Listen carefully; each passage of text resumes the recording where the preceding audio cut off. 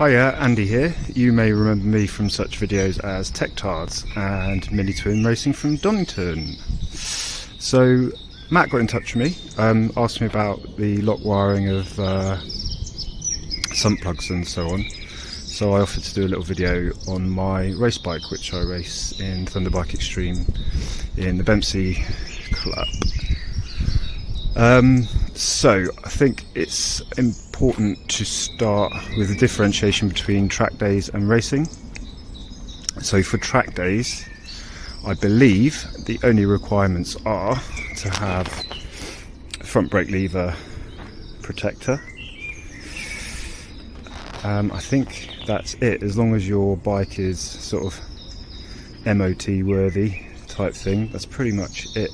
The other thing that they do check for on track days is the noise level. So they check your exhaust with a static noise tester at most tracks, except Donington, which only has it on the track. So I run a baffle, reason for showing the exhaust, I run a baffle because the engine map I've got is tuned with the baffle anyway, so I never have a problem with noise. And they test you at the track and give you a sticker. So I think that is it for track days. People might correct me if I'm wrong. So let's move on to racing. So for racing, before you do any competitive sessions, you have to go through scrutineering. Once you've passed scrutineering, they put a sticker on your frame like this. So the vast majority of those are the race meets I've attended since owning the bike, a couple from the previous owner. So there are a few requirements for racing. So first one that I've already covered is the same as the track days for the front brake lever guard.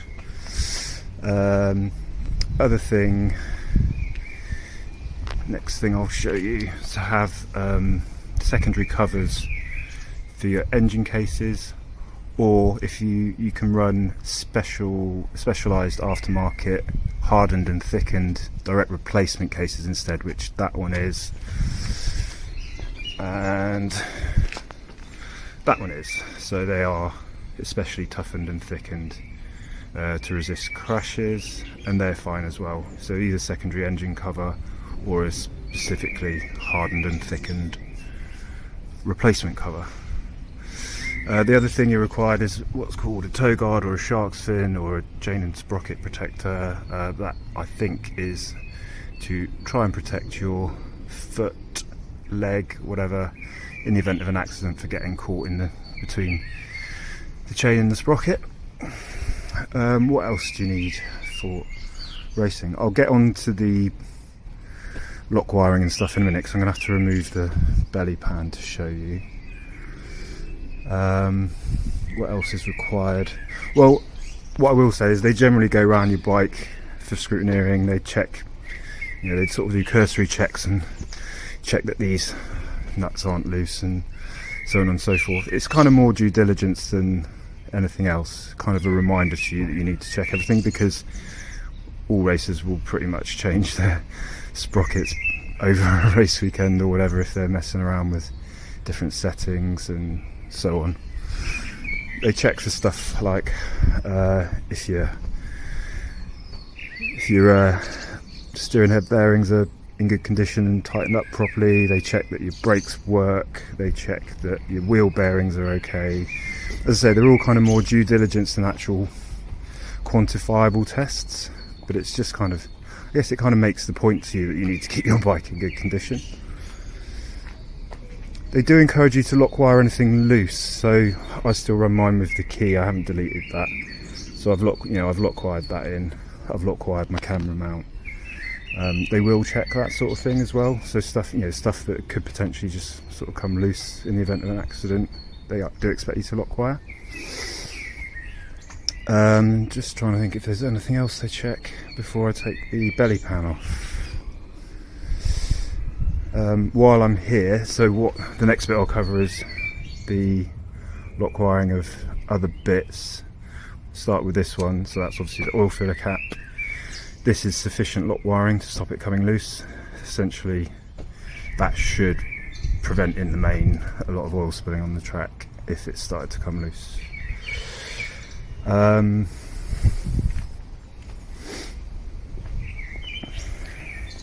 The other thing I'll point out before I take the belly pan off is you have to remove your side stand as well, and basically strip anything off that's superfluous to requirements, because it's just all stuff that could potentially cause more of a hazard on track in the event of a crash, or could indeed cause a crash if it were to come loose. Basically, if it doesn't need to be on there, it shouldn't be on there.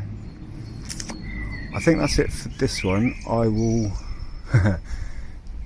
do another video. I'm just going to take the belly pan off quickly and do another bit just on what's underneath. Right, belly pan's off. So that's my oil drain bolt. You see I've got drilled a hole through the sump casing and just lock wired that on there. I've used the same hole to lock wire the oil filter as well. So for those of you who wondered what that nut on the end is for, it's for lock wiring the oil filter. I'm not a big fan of those though, because I've had a few where the spot welds that weld the nut on the end sometimes leak oil from them, so I've had to replace 2 in the last year where they've started to leak. With this one, I've actually put some engine silicon sealant around it, just as an attempt to stop it happening on this one. What I think I'm gonna do for the next time I change it is put an OEM style one on and put a Jubilee clip with a bit of lock wire on it, because I'm a bit sick and tired of them leaking oil. But I have bought a batch of them, so I'm just trying to get through them before I do that. I think that has covered everything. So now I'm going to put my belly pan back on. I hope that's given you enough info, Matt. Yeah, cool. The other thing I forgot to mention is you are required to have a belly pan in order to catch oil in the event of you having an oil leak. It's not a fail-safe, but it is a preventative measure to attempt to stop some oil getting onto the track at least.